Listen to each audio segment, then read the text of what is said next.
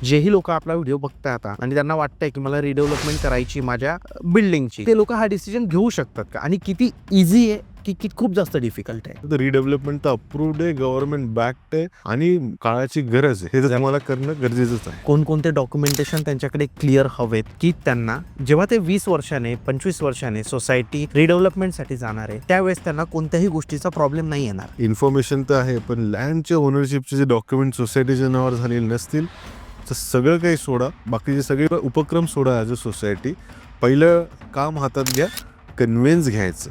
आणि लाजू नका, घाबरू नका, लॉ तुमच्यासाठीच आहे. म्हणजे मग आता कमिटीचा जो चेअरमन आहे त्याने काय करावं, सेक्रेटरी आहे त्याने काय करावं, खजिनदारने काय करावं? सुरुवातीपासून सांगायचं म्हटलं तर सोसायटीकडे एक चांगला चार्टर्ड अकाउंटंट पाहिजे, ज्याला real estate finance related understanding असायला पाहिजे. ह्या प्रोसेसला एकूण वेळ किती लागतो पूर्ण? आज डिमॉलिश झाली बिल्डिंग, सुरुवात होऊन गेली असं. कमकुवत बिल्डिंग आहे हे जर कारण असेल तर तुम्हाला दर 5 वर्षानंतर स्ट्रक्चरल ऑडिट तुमच्या बिल्डिंगचं करावं लागतं, जेव्हा बिल्डिंगची 30 वर्ष पूर्ण होतात.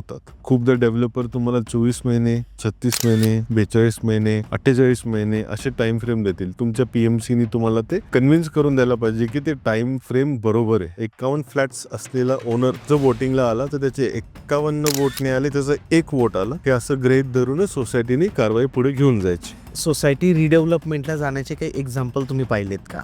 म्हणजे 5 वर्ष 7 वर्ष, तर असं तुम्ही काही एक्झाम्पल पाहिले की ती बिल्डिंग रिडेव्हलपमेंटला गेली हे होऊन? लिटिगेशनसाठी किती वेळ लागतो कोर्टांमध्ये हे वकील आणि जजेस पण नाही सांगू शकत. कन्व्हिन्स डीड आणि डीम कन्व्हिन्स यामध्ये डिफरन्स काय एक्झॅक्टली? सोसायटी फॉर्म झाल्यानंतर आता ड्युटी आहे डेव्हलपरची की बांधकाम करून जर तुम्हाला दिली त्या सोसायटीच्या लगतची जमीन पण डेव्हलपरनी तुमच्या नावावरती विना काही वेगळी ट्रान्झॅक्शन लावता किंवा विना काही वेगळा काही दर लावता तुम्हाला ट्रान्सफर करायला पाहिजे सोसायटीला. जर ते स्वतःहून डेव्हलपर करत नसेल तर तुम्हाला डेप्युटी रजिस्ट्रारकडे जाऊन डीम कन्व्हिन्स ॲप्लिकेशन्सच्या प्रोव्हिजन खाली त्याचं ओनरशिप घ्यायला पाहिजे. हे तर माझ्या मनातले प्रश्न मी तुम्हाला विचारले, बट असे भरपूर प्रश्न आहे की जे लोकांच्या मनात आहे. ॲक्च्युअल प्रॅक्टिकल प्रश्न आहे की जे लोक तिथं फेस करताय. तर तो राऊंड टेबल जे तुम्ही स्टार्ट केली एक नवीन संकल्पना, त्याबद्दल थोडं सांगा. सोसायटी मेंबर्सला एका मीटिंगमध्ये लॉ, टेक्निकल, फायनान्शियल, मार्केट या सगळ्याबद्दल प्रॉपर नॉलेज मिळतं. ते नॉलेज एवढं कामाचं आहे, त्याच्यानुसार त्यांची जे डिसिजन मेकिंग प्रोसेस आहे ना ती फार स्मूथ जाते. तुम्हाला साधं छोटं पार्सल कुठून कुठं येतं ते कळतं,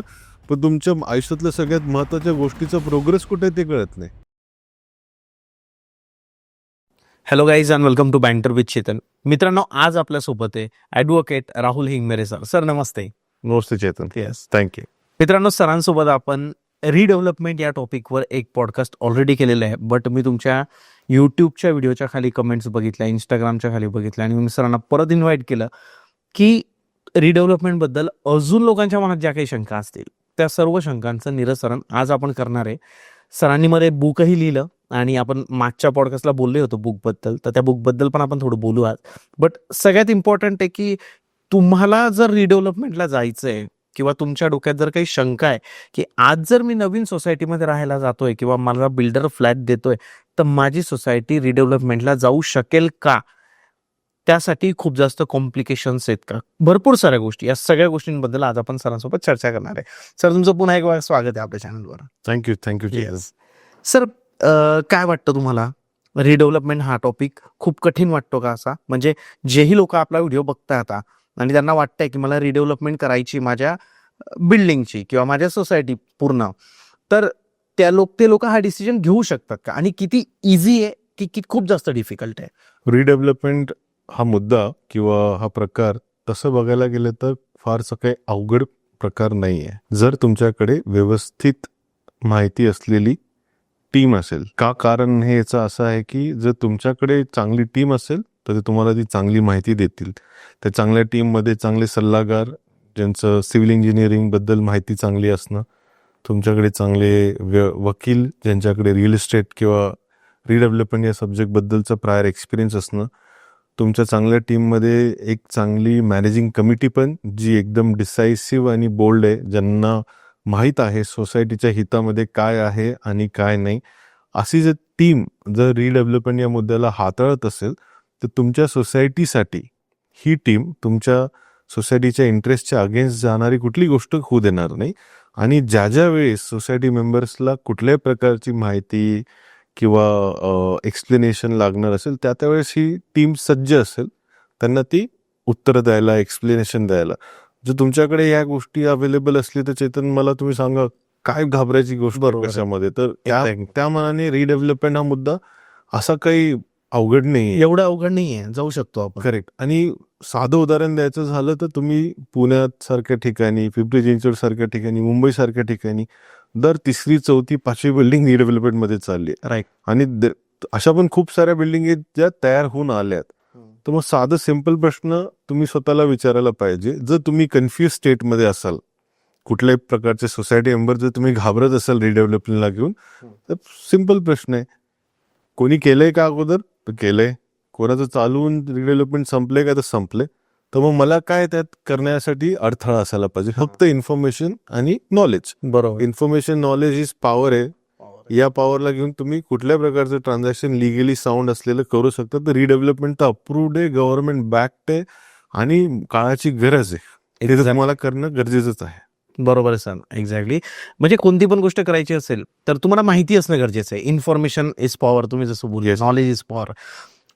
सर, जेव्हा आपण आपली सोसायटी रिडेव्हलपमेंटला जाण्याची वेळ येते, जसं आपण आपल्या मागच्या पॉडकास्टमध्ये पण बोललो होतो की 25-30 वर्ष एक मर्यादा असते, ऑडिट केलं जातं. त्या ऑडिटमध्ये जर असं होतंय तर त्यानंतर सोसायटी केली जाते.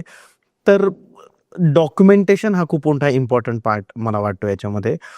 स्टार्टिंगच्या वेळेस जेव्हा आज ज्या लोकांना त्यांची सोसायटी भेटते सर इन हँड, म्हणजे पोझिशन मिळतं त्यांच्या सोसायटीचं, अशा वेळेस त्यांनी कोणकोणत्या गोष्टी व्यवस्थित चेक केल्या पाहिजे, कोणकोणते डॉक्युमेंटेशन त्यांच्याकडे क्लिअर हवेत, की त्यांना जेव्हा ते 20 वर्षाने 25 वर्षाने सोसायटी रिडेव्हलपमेंटसाठी जाणार आहे त्यावेळेस त्यांना कोणत्याही गोष्टीचा प्रॉब्लेम नाही येणार. 3 ते 4 महत्वाचे डॉक्युमेंट्स असतात Chetan. NA non agriculture purpose order असते. जमिनीला कुठल्याही प्रकारच्या शेती टू नॉन ॲग्रिकल्चर, बिन शेती किंवा विना शेती परवानगी म्हणतो आपण, या गोष्टीकडे जर प्लॉटचा वापर होत असेल तर NA ऑर्डर असणंच जरुरी आहे. ती NA ऑर्डर खूपदा सोसायटीकडे येत नाही. भलेही डेव्हलपरनी किंवा बांधकाम करणाऱ्या कंपनीनी ऑप्टेन केली असली तरी ती हँडओव्हर होताना येते असं नाही. तर ती NA ऑर्डर सोसायटीने घेणं खूप जरुरीचं आहे. सेकंड, सोसायटीकडे त्या बिल्डिंगला घेऊन CC टू OC सगळे प्लॅन्स मधले अमेंडमेंट झालेले त्याचे प्लॅन्स हे रजिस्टर्ड प्लॅन्स पाहिजेत. म्हणजे त्याच्यावरती BMCचं, PCMCचे किंवा PMCचं अप्रुव्हल असलेले प्लॅन्स सोसायटीनी कन्व्हेन्स घ्यायला पाहिजे. नंतर डेव्हलपर देत नसेल तर डीम कन्व्हेन्समध्ये जा. पण कन्व्हेन्स म्हणजे तुमच्या जमिनीची ओनरशिप, मालकी हक्क, ज्याच्यावरती तुमची सोसायटीची बिल्डिंग उभी आहे. सोसायटी फॉर्म झाल्यानंतर आता ड्युटी आहे डेव्हलपरची की तुम्हाला जर डेव्हलपरनी ती जमिनी सोसायटी बांधकाम करून जर तुम्हाला दिली, त्या सोसायटीच्या लगतची जमीन पण डेव्हलपरनी तुमच्या नावावरती विना काही वेगळी ट्रान्झॅक्शन लावता किंवा विना काही वेगळा काही दर लावता तुम्हाला ट्रान्सफर करायला पाहिजे सोसायटीला. जर ते स्वतःहून डेव्हलपर करत नसेल तर तुम्हाला डेप्युटी रजिस्ट्रारकडे जाऊन डीम कन्व्हेन्स ॲप्लिकेशन्सच्या प्रोव्हिजन खाली त्याचं ओनरशिप घ्यायला पाहिजे. डीम कन्व्हेन्सची ऑर्डर आणि सोसायटीच्या नावावर ट्रान्सफर झालेली रजिस्ट्रेशन डीड, ज्याच्यामध्ये जमिनीचा हक्क सोसायटीच्या नावावरती ट्रान्सफर झालेला आहे. हे 3 ते 4 फार महत्वाचे डॉक्युमेंट्स आहेत.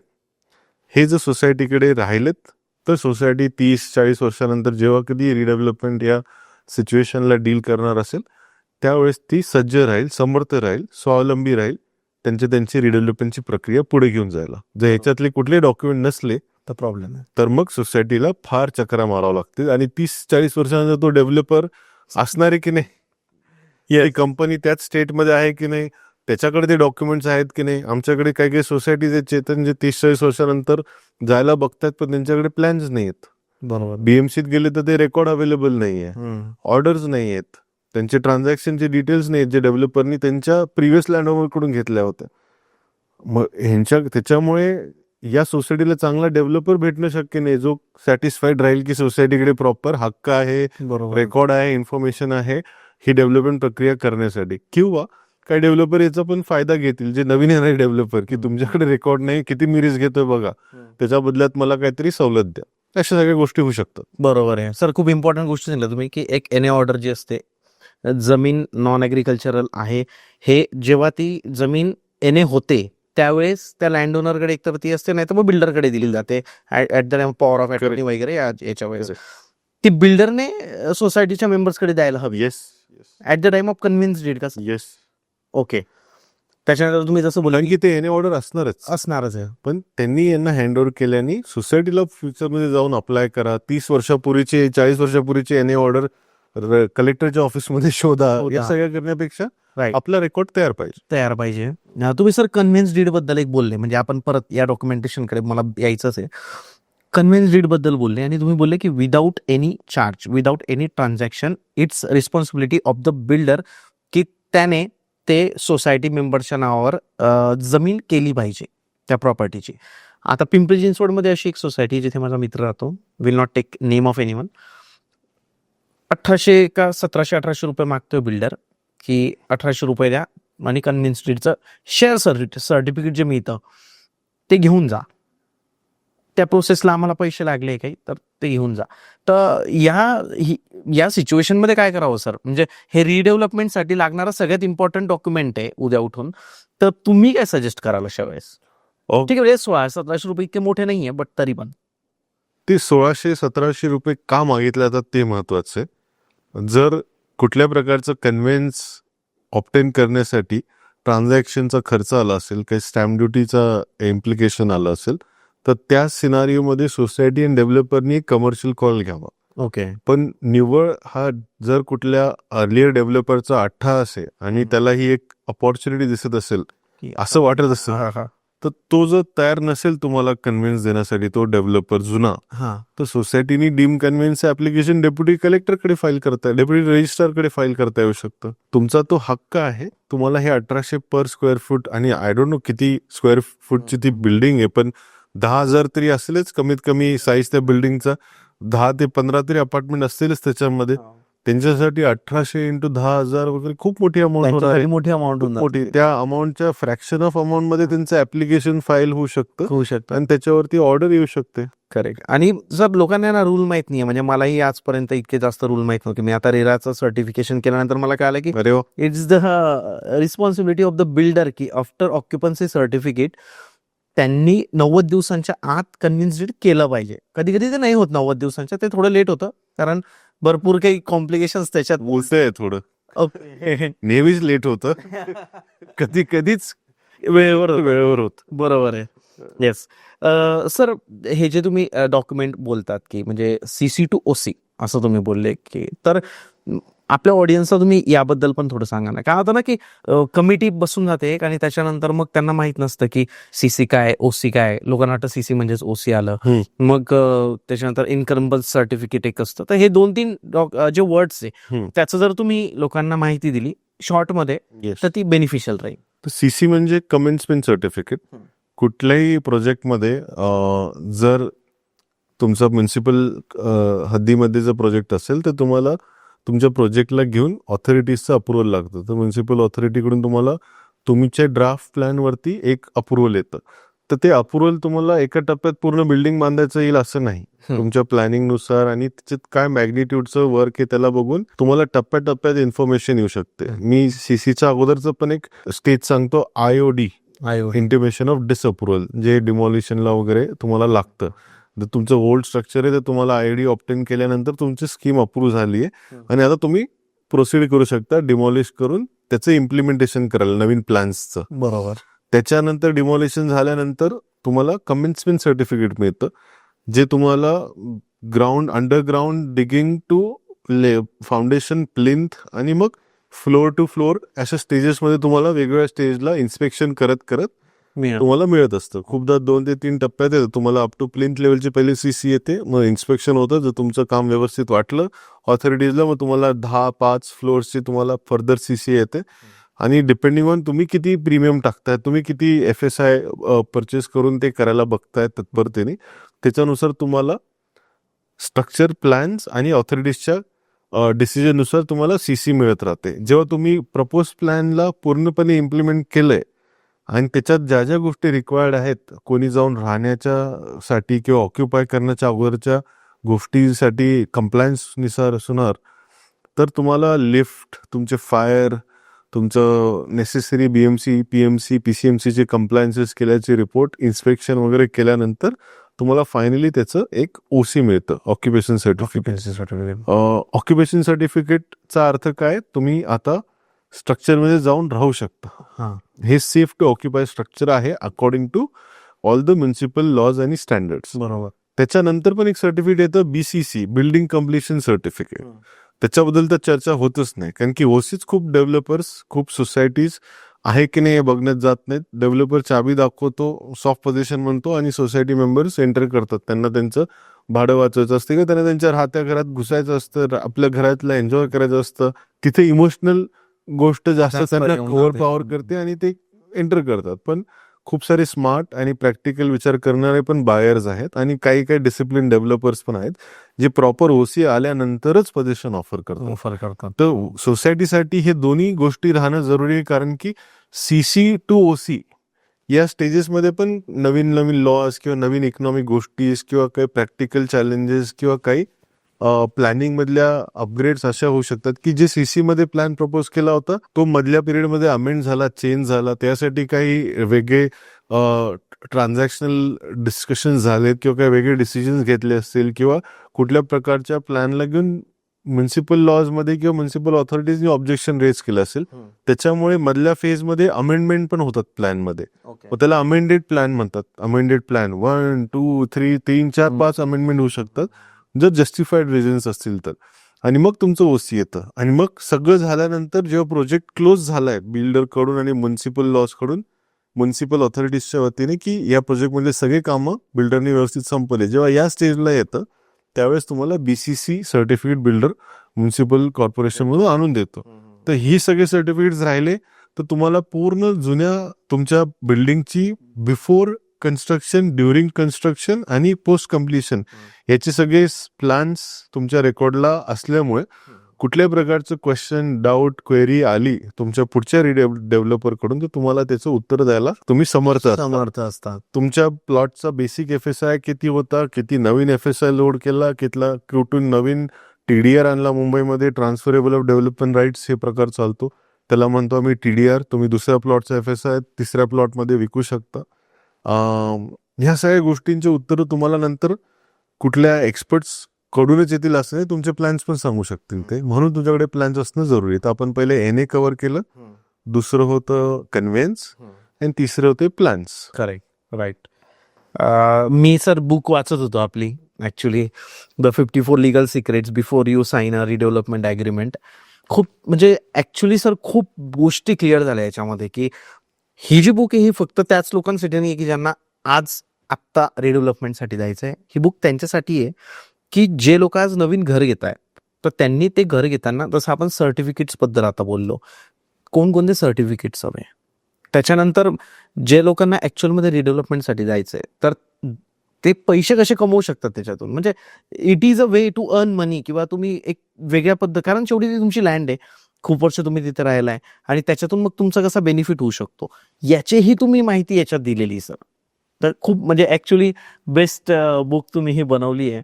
कसा होता एक्सपिरियन्स सर बुकचा? म्हणजे thank you. Firstly thank you for your wonderful feedback. तुम्ही फार छान प्रकारे सांगितलं. पण चेतन, बुक लिहायचं मागच्या पॉडकास्टमध्ये थोडं मी ब्रीफमध्ये दिलं होतं, पण मूळ कारण हे आहे की सोसायटीज जे व्यवहारात जात आहेत रिडेव्हलपमेंटच्या, त्यांच्याकडचे जे प्रश्न आहेत ना, ते काही जगावेगळे अवघड प्रश्न नाहीये. ते साधे प्रश्न आहेत, त्याला साधी उत्तरं आहेत आणि ती साधी उत्तरं डोक्यात ठेवून सोसायटी त्यांचा रिडेव्हलपमेंट सारखा जो पब्लिकली कॉम्प्लिकेटेड म्हणून कॉम्प्लेक्स व्यवहार म्हटला जातो त्याला ते साधारणपणे आणू शकतात कंट्रोलमध्ये. ओके. आणि त्यासाठी ते मग डेव्हलपर, आर्किटेक्ट, PMC, लॉयर यांच्यासोबत बसून त्यांचा व्यवस्थित व्यवहार करू शकतात. बरोबर आहे. करेक्ट. काही साध्या टिप्स आहेत, काही साध्या चेकलिस्ट आहेत. आपल्याकडे काय असायला पाहिजे रिडेव्हलपमेंटला जाण्यासाठी याची चेकलिस्ट आहे. आणि जो डेव्हलपर तुम्हाला प्रॉमिस करत असेल की तुमची मी सोसायटी चांगली रिडेव्हलपमेंट करून देईल, तर त्याच्याकडून काय एक्सपेक्ट करायची त्याची पण चेकलिस्ट आहे. बरोबर आहे. ते माझं पूर्ण प्रयत्न हाच आहे की सोसायटी मेंबर्सनी रिडेव्हलपमेंट प्रक्रियेमध्ये निर्धास्तपणे कसं जावं, याच्यासाठी जे काही त्यांना प्रोव्हिजन्स देता येईल ते मी या पुस्तकाच्या मार्फत द्यायला बघितलंय. विचार करताना पासून, जेव्हापासून रिडेव्हलपमेंटचा तुम्ही विचार करता त्या स्टेज पासून ते तुम्ही रिडेव्हलपमेंट ॲग्रीमेंट साईन करायला बसताय डेव्हलपर सोबत, त्यापर्यंतच्या स्टेजचं मी याच्यात समराईज व्हर्जनमध्ये वेगवेगळ्या टिप्समध्ये मी दिलंय तुम्ही ऍड केले. आणि खूप एनकरेजिंग रिस्पॉन्स आलाय मला याच्यामध्ये. मला माझ्या मित्रांनी, माझे लॉयर फ्रेंड्सनी, माझे सोसायटी क्लायंट्सनी, रीडर्सनी, ॲमेझॉनवरती बुक अवेलेबल, फ्लिपकार्टवरती आहे, ॲमेझॉनवरती खूप छान रिस्पॉन्सेस आलेत. माझ्या असे काही सोसायटीचे मेंबर्स आहेत, त्यांनी बुक घेऊन गेलेत आणि त्यांनी त्यांच्या कॉन्टॅक्टमधले बुक स्टोर्सला रेकमेंड केलेत की माझे पुस्तकं ठेवा म्हणून. आणि त्यांच्याकडून आम्हाला आता रिक्वायरमेंट्स येत आहेत. बुक तयार करताना मी इमॅजिन केलं नव्हतं की असा रिस्पॉन्स. मला एक अशी व्यक्ती लागणार आहे की जी आता माझं बुक स्टोर डिस्ट्रीब्युशन मॅनेज करेल. माझ्याकडे हे कल्पना नव्हती आणि ते व्हायला चालू झालंय आता की मला त्यांच्या इन्व्हेंटरी मेंटेन करावं लागतात, मला व्यवस्थित books time to time copies ठेवावं लागतात. राईट. त्यांच्याकडून मला असं प्रेशर येते की आमच्या कॉपीज संपल्यात, लवकर येते. चांगला प्रॉब्लेम आहे, प्रॉब्लेम. ऍक्च्युली हा असे प्रॉब्लेम होता सगळीकडे, त्याचं सोल्युशन आपण दिलंय. अजून तर तुम्ही ती प्रॉपरली लॉन्च पण नाही केली की काही इव्हेंट केला किंवा असं काही केलं, इथं जस्ट एक वर्ड ऑफ माउथने पसरली ती बुक. चेतन, आणि मला प्रश्न खूपदा आलाय की का तुम्ही लॉन्च करत नाहीये, का तुम्हाला इव्हेंट करायचं नाही याच्यावरती, एवढं तुम्ही चांगलं पुस्तक लिहिलंय. आणि माझं सहसा उत्तर फार साधन सिंपल आहे की हे 54 लिगल सिक्रेट जे आहेत ते मी शिकू शकलो कारण की कुठल्या सोसायटीज त्रासात होत्या, म्हणून त्यांना कुठला लॉयर लागला. बरोबर आहे. आणि माझं लर्निंग हे त्यांच्या वेदनेतून आणि त्यांच्या वेदना आहे त्याच्यात, प्युअरली बोलायला झालं त्यांचा त्रास आहे तो, त्याच्यातून मी काही शिकू शकलो आणि त्याला मी या पुस्तकाच्या फॉर्ममध्ये आणू शकलो. तर हे मला जास्तीत जास्त करून पुन्हा दुसऱ्या सोसायटी मेंबर्स पर्यंत पोहोचवण्यात जास्त इंटरेस्ट आहे. बरोबर. त्याच्याऐवजी मी त्याचा मोठा इव्हेंट करून लॉन्च करू नाही, त्याच्यासाठी नाही करायचं. अजूनही स्वतःला तयार करू शकलो नाही त्यासाठी.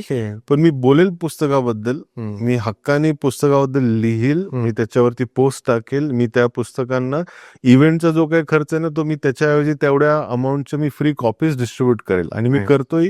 मला जेव्हा कधी गरजू सोसायटी मेंबर्स किंवा कुठल्याही प्रकारची ऍक्टिव्हिटी करणारे लोक दिसतात ज्याचा रिडेव्हलपमेंटशी संबंध आहे, मी त्यांना काही न विचार करता ही कॉपी द्यायला बघतो, कारण की तोच माझा प्रयास आहे, तोच प्रयत्न आहे की अवेअरनेस कसाही करून स्प्रेड व्हावा. करेक्ट.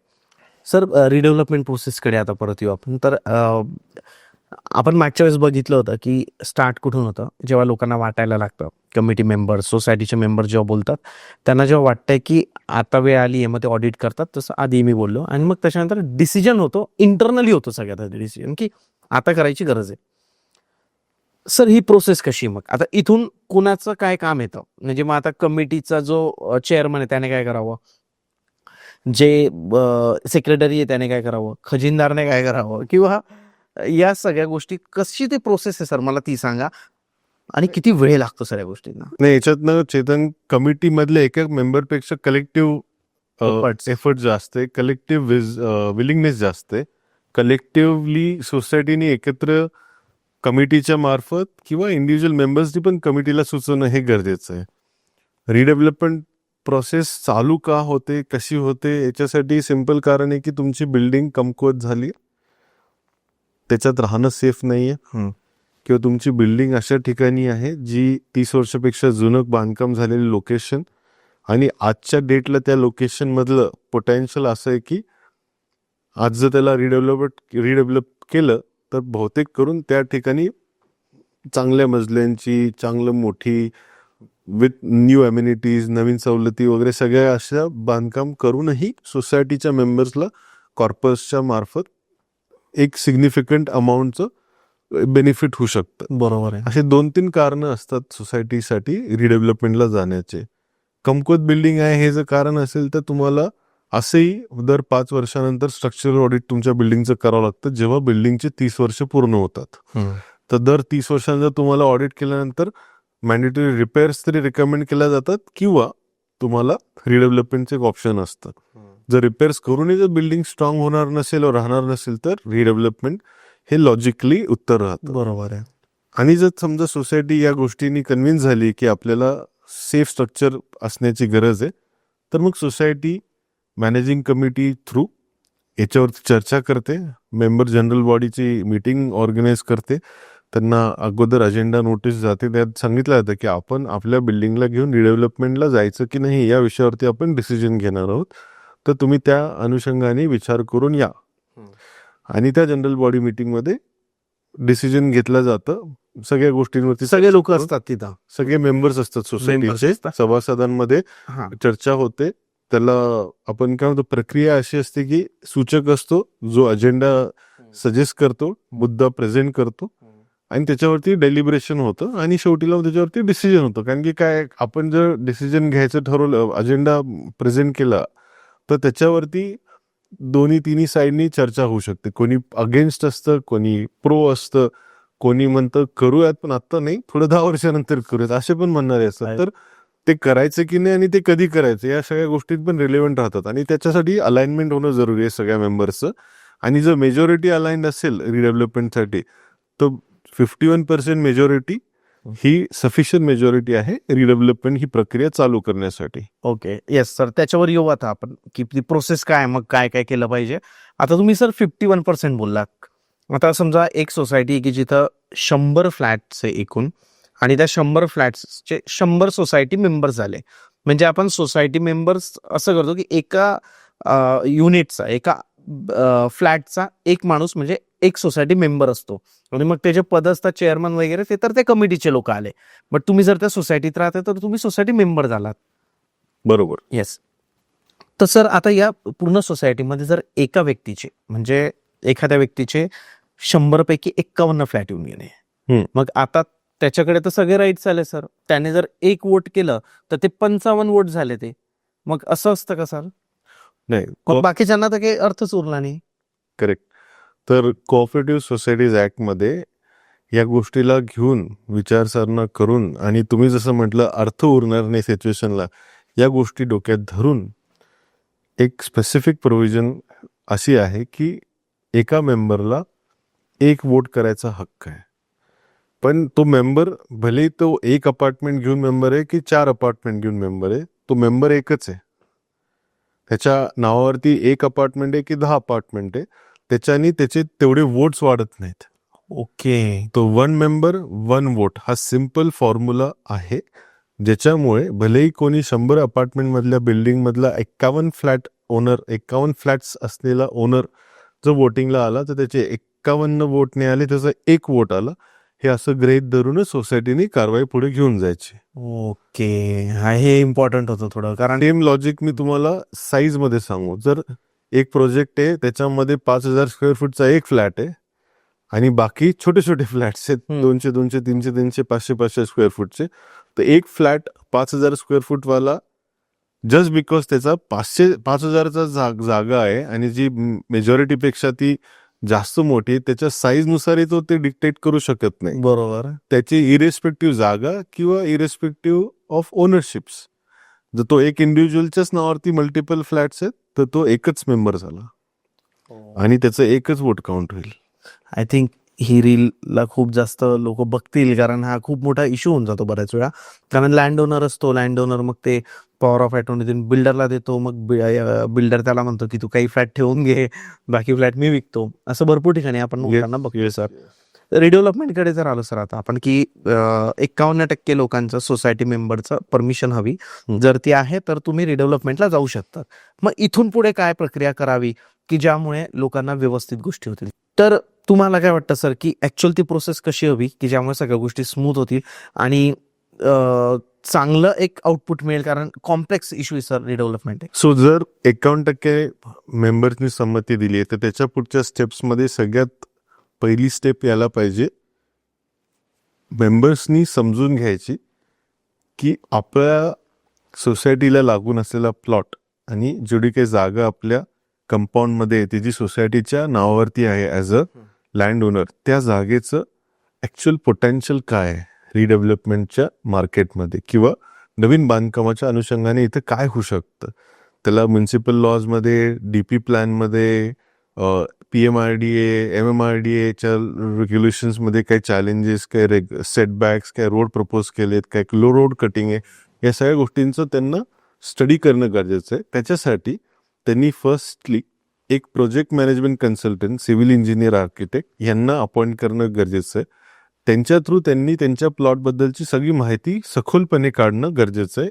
अशा माहितीसोबत त्यांनी त्या डेव्हलपमेंट पोटेन्शियलचं कमर्शियली मार्केटमध्ये काय प्राइसिंग आहे, त्याला जर डेव्हलप करायला गेलं तर काय स्कोप आहे, आणि त्याच्या डेव्हलपमेंटच्या स्कोपनुसार किती फ्लोअरची बिल्डिंग बनू शकते, याच्यात किती अपार्टमेंट निघू शकतात, याचा एक अप्रॉक्सिमेट त्याच्यात ते आराखडा घेऊ शकतात. या पूर्ण इन्फॉर्मेशनला एका रिपोर्ट फॉर्ममध्ये देतात आणि त्याला फिजिबिलिटी रिपोर्ट म्हणतात. तर फर्स्ट स्टेप आहे फिजिबिलिटी रिपोर्ट करणं. ही रिपोर्ट केल्यानंतर तुमच्याकडे आली तुमच्या सोसायटी बद्दलची फ्युचर मध्ये बांधकाम केल्यानंतर काय काय होऊ शकतं, काय काय नाही, आणि बांधकामासाठी किती स्कोप आहे, किती अपॉर्च्युनिटी आहे, तुम्हाला अपॉर्च्युनिटी साईज कळू शकते तुमच्या सोसायटीसाठी. तर त्याच्यानुसार तुमच्याकडे आली प्रॉपर इन्फॉर्मेशन. ओके. त्या इन्फॉर्मेशनला घेऊन सोसायटी मग इन्फॉर्म्ड डिसिजन घेऊ शकतं की आता मी काय एक्सपेक्ट करायला पाहिजे मार्केटमधून. आता त्यांच्याकडे ग्राउंड वर्क तयार झालंय, त्यांना इन्फॉर्मेशन मिळाली, त्यांच्या रिडेव्हलपमेंटचा स्कोप काय काय नाही कळालाय. मग पीएमसी ला ते डायरेक्शन देऊ शकतात की तुम्ही एक बिड तयार करा, ज्याच्यामध्ये आपण बिड डॉक्युमेंट किंवा टेंडरनुसार डेव्हलपर सिलेक्शनला आपण जाऊयात. यासाठी आपण डेव्हलपर्सकडून ऑफर मागूयात. आणि पॅरलली सोसायटीनी एक लॉयर किंवा लॉ फर्म ज्यांचे रिडेव्हलपमेंटमध्ये एक्सपिरियन्स आहे त्यांना अपॉइंट करायला पाहिजे. या सगळ्या प्रक्रियेमध्ये सोसायटीकडे अजून कुठले असे डॉक्युमेंट्स नाही आहेत जे तयार ठेवायला पाहिजे सोसायटीने जेव्हा कुठला बिल्डर येईल, आणि सोसायटीच्या मेंबर्सला घेऊन पण त्यांचे सगळे डॉक्युमेंट्स अपडेटेड आहेत की नाही ते पण, त्याचं इंटरनल डेमो ड्यू डिलिजन्स म्हणतो आम्ही त्याला, इंटरनल ड्यू डिलिजन्स, ते सोसायटीने पॅरलली तयार करून घ्यायला पाहिजे. आपण बाहेर गावी जातो चेतन तर आपण तयारी करतो. आपण कुठल्या प्रोजेक्टसाठी पार्टिसिपेट करणार तर आपण आपली तयारी करतो. बरोबर आहे. तर रिडेव्हलपमेंट हा सगळ्यात मोठा प्रोजेक्ट आहे, पुढचे 5 वर्ष चालणार नाही. आपण फिरून येऊन तरी 2-3 महिन्यात येतो, आपण कुठले प्रोजेक्ट तरी 6 महिन्यात 1 वर्षात संपवतो. रिडेव्हलपमेंट सारख्या प्रोजेक्टला चालू करायच्या अगोदर इंटरनल होमवर्क, त्याला आपण डेमो ड्यू डिलिजन्स म्हणतो, ते करणं खूप गरजेचं आहे. त्यासाठी तुमचं लॉयर तुमचे सगळे रेकॉर्ड्स डॉक्युमेंट चेक करून तुम्हाला क्लॅरिटी देतो की आपल्याकडे काही प्रॉब्लेम आहे का, आणि असेल तर तो आपण कसा सॉल्व्ह करायचा. ह्या 2 गोष्टी तुम्हाला करणं महत्वाचं आहे. मग तुमच्या पीएमसीनी तयार केलेलं टेंडर डॉक्युमेंट पण हा लॉयर तुम्हाला मदत करेल त्याच्यात काही लिगल टर्म्स कंडिशन टाकायला, सो दॅट ज्या कुठल्याही डेव्हलपरला तुम्ही दिलेल्या शर्ती आणि अटी मंजूर आहेत तेच तुमच्याकडे ते त्यांची ऑफर टाकतील. बरोबर आहे. जे तुम्हाला पाहिजे त्या स्ट्रक्चरमध्ये, तुम्हाला जे पाहिजे तेवढे युनिट्स, तुम्हाला जे पाहिजे तसे अम्युनिटीज, तुम्हाला जे पाहिजे तसे प्रोव्हिजन्स, तुम्हाला जुन्या मेंबरला पाहिजे ते फ्लोर्स जर द्यायची तयारी नसणारा कुठला डेव्हलपर असेल तर तो तुमच्या प्रोजेक्टमध्ये ऑफरच देणारच नाही. तर तुम्ही तिथे खूप सारे असे डेव्हलपर फिल्टर करायला चालू करतात जे तुमच्या मूलभूत किंवा बेसिक रिक्वायरमेंट्स आणि एक्सपेक्टेशन्स मीट करणार नसतील, ते तुमच्या प्रोजेक्टमध्ये ऑफर टाकून येणारच नाहीत. मग तुम्ही खूप माइंडफुली पीएमसी, लॉयर आणि मॅनेजिंग कमिटीने मिळून सोसायटीच्या हितामध्ये असलेल्या सगळ्या टर्म्स कंडिशन टेंडर डॉक्युमेंटमध्ये टाकून तुम्ही ऑफर मागवायला चालू करता. त्यासाठी तुम्ही पब्लिक नोटीस देसाल न्यूजपेपर्समध्ये, आणि त्याच्यात नमूद करसाल की जे कुठले इच्छुक असतील आमच्या या बिल्डिंग, आमचे एवढे अपार्टमेंट्स आणि आमचे या लोकेशनला घेऊन रिडेव्हलपमेंटमध्ये पार्टिसिपेट करायला, त्यांनी छोटी रक्कम देऊन आमच्या ऑफिसमधून ते टेंडर डॉक्युमेंट घेऊन जावं आणि अमुक तारखेच्या आत त्याच्यावरती तुमचं सखोल ऑफर द्यावी. बरोबर. तुमचा प्रस्ताव द्यावा. म्हणजे या स्टेपपर्यंत आपण काय करतोय, प्रॉपर टेंडर डॉक्युमेंट बनवतोय, आपण त्याला इश्यू करतोय, पब्लिकली आव्हान देतोय आपण सगळ्यांना सार्वजनिक की जे कोणी इंटरेस्टेड आहे त्यांनी येऊन ऑफर देऊ शकतात. सोसायटीनी हे मॅन्डेटरीली पब्लिक नोटीस थ्रू करणं फार गरजेचं आहे. तुमच्या नॉलेजमध्ये कॉन्टॅक्टमध्ये 3-4 डेव्हलपर आहेत, त्यांना तुम्ही फोन करून मेसेज टाकून भेटून कळवलं आणि ऑफर द्या म्हटलं, असं करणं बरोबर नाही. सगळ्यांना सार्वजनिक लेवलवरती आव्हान करा, जे कोणी इंटरेस्टेड असेल ते येतील. बरोबर आहे. ह्याच्यानुसार पुढे जाऊन कुठले मेंबर्स तुमच्या मॅनेजिंग कमिटीवरती काही ॲलिगेशन्स करू शकणार नाही की तुम्ही इंटरनलीच काहीतरी सेटलमेंट करून, सेटिंग करून, असं करून तसं करून केलं. It is done in a democratic way, transparent way. तुम्हाला सगळ्यांना ऑपॉर्च्युनिटी दिली. जेवढे कुठले टेंडर डॉक्युमेंटनुसार क्वालिफाय झाले ते आले आणि आम्ही त्यांना इव्हॅल्युएट करायला चालू केलं. बरोबर आहे. तर आता अज्युम करून चालू आहे की टेंडर डॉक्युमेंटची ऑफर गेली, काही डेव्हलपर्सनी पार्टिसिपेट केलं आणि त्याच्यात डिटेल ऑफर पण दिली. ती ऑफर व्हॅलिड आहे की नाही किंवा टेंडरच्या कुठल्या टर्म्स कंडिशनच्या अगेन्स्ट चालली का ते फिल्टर करायचं काम पीएमसीचं आणि लॉयरचं असेल आणि सोसायटीने ते कन्फर्म करायचं असेल. जर अकॉर्डिंग टू पीएमसी की या डेव्हलपरनी बाकी तर सगळ्या गोष्टी ओके म्हटल्यात पण एक या दोन गोष्टीला ते तयार नाही आहेत तर टेक्निकली टेंडरनुसार बसत नाहीये तर सोसायटी आणि लॉयरला तो सांगेल. जर लॉयर त्याची लिगल टर्म्स अँड कंडिशन मध्ये जर ते बसत नसेल तर त्याचं कॉन्सिक्वन्स काय ते सोसायटीला सांगेल. आता पीएमसी कडून काय कळालं, लॉयर कडून काय कळालं, मग आता सोसायटी निर्णय घेईल की यांना कंटिन्यू करायचंय इव्हॅल्युएशन प्रोसेसमध्ये आणि सिलेक्शनसाठी काय त्यांना इथंच बात करायचं. ओके. अशा प्रोसेसमधून ते पूर्ण मल्टिपल ऑफर जे काय आल्यात ते इव्हॅल्युएट करतील. अज्युम करून चला आपल्याला 4-5 चांगल्या ऑफर आल्यात, बाकीच्या सगळ्या बाद झाल्यात ऑफर. त्या 4-5 ऑफरला घेऊन सोसायटी पीएमसीच्या मदतीने आणि लॉयरच्या मदतीने एक क्रॉस रेफरन्स चार्ट बनवतं. ओके. त्याच्यामध्ये डेव्हलपरचे नावं, दुसऱ्या रूम मध्ये त्यांचे ऑफर, त्यांचे अम्युनिटीज, त्यांचं पास्ट रेकॉर्ड, त्यांनी किती अगोदर रिडेव्हलपमेंट कम्प्लीट केलेत, त्यांचं कधीपासून ते बिझनेसमध्ये आहेत, किती ऑनगोईंग प्रोजेक्ट आहेत, अशी व्यवस्थित माहिती एका टॅब्युलर फॉर्मॅटमध्ये तयार करू शकते आणि ती सगळ्या सभासदांना सर्क्युलेट करतील. ओके. त्याच्याने काय होईल, जेवढे काही मेंबर्स आहेत त्यांना सगळ्यांना कळेल की आपल्याला कोणी ऑफर दिलाय, आपल्याला काय ऑफर दिली आणि ते ऑफर देणारचं बॅकग्राऊंड काय.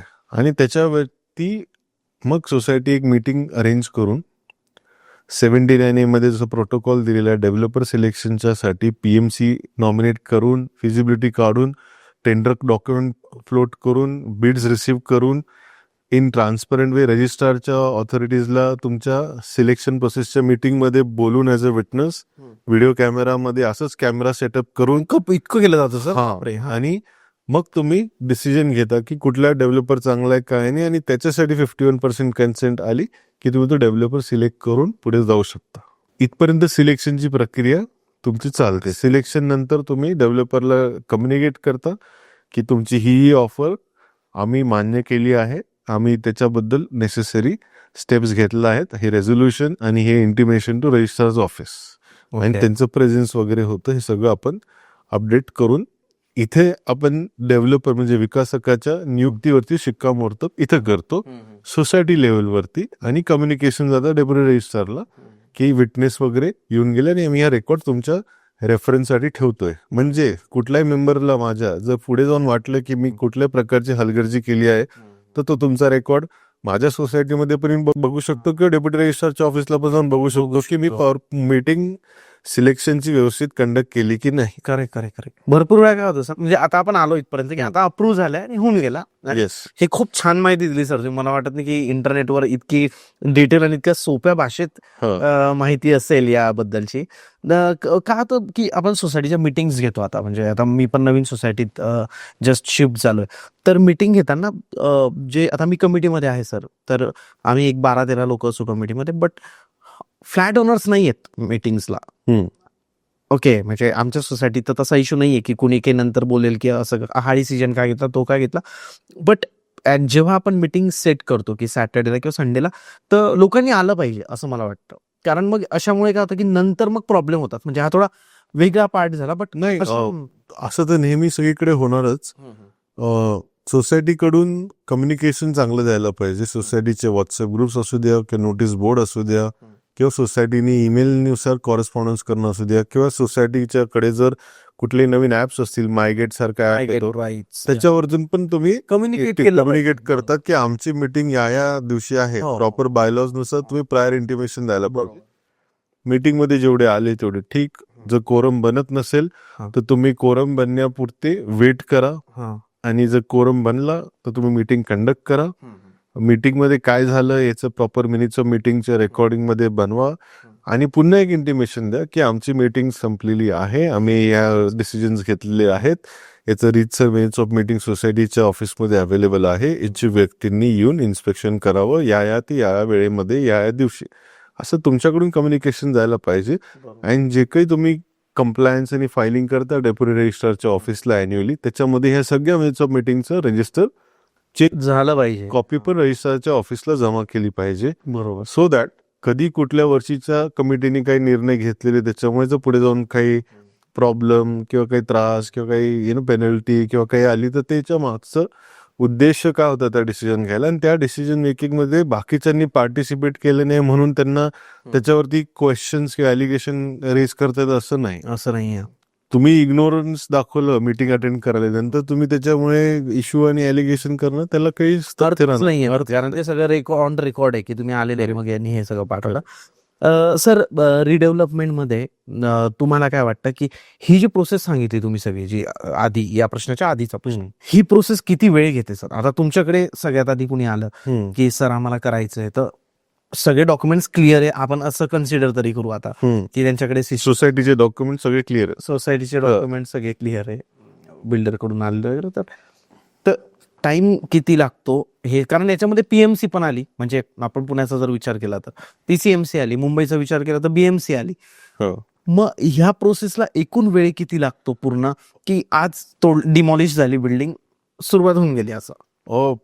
सुरुवातीपासूनच बघायला गेलं तर डिसिजन रिडेव्हलपमेंटला जायचं ते डेव्हलपर सिलेक्शनचं जे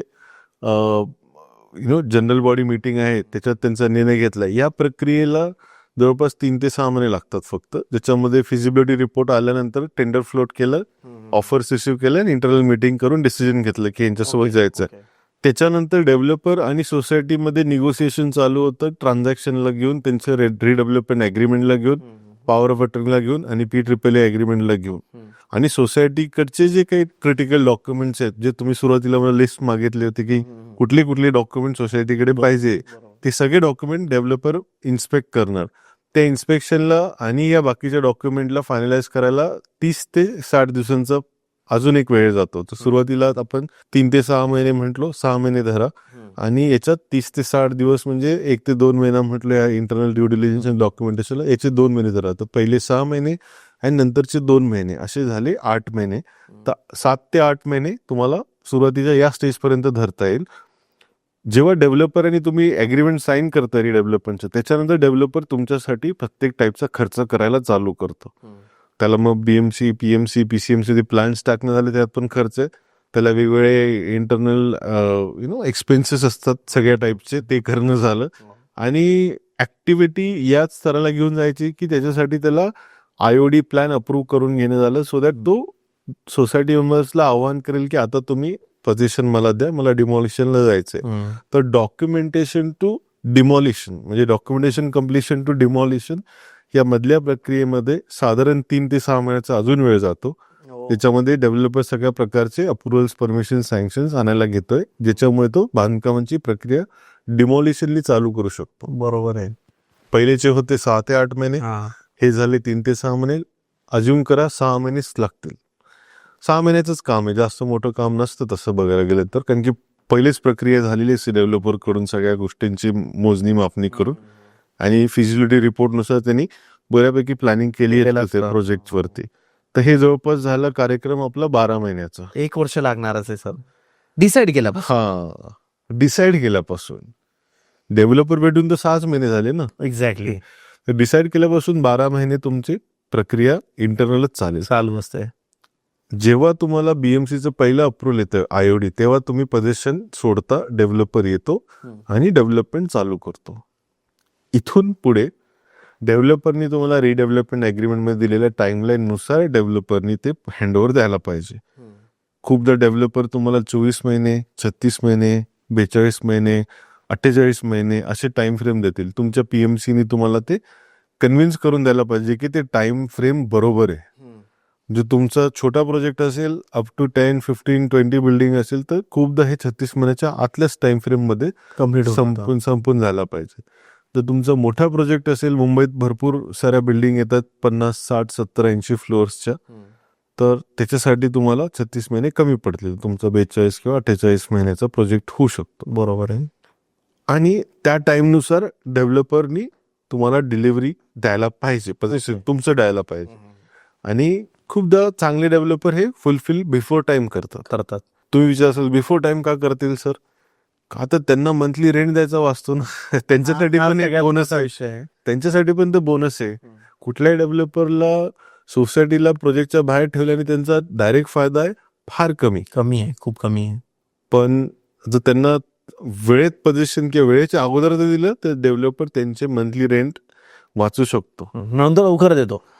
असं भरपूर वेळा बघितलं गेलंय सर की रिडेव्हलपमेंटचे प्रोजेक्ट म्हणजे एकच बिल्डर आहे आणि जो रिडेव्हलपमेंटचे प्रोजेक्ट करतो आणि जो नॉर्मल प्रोजेक्ट पण करतो, तर रिडेव्हलपमेंटच्या लवकर पोझिशन देतोय बिकॉज Correct. त्यांना तिकडे रेंट द्यावं लागतं. करेक्ट.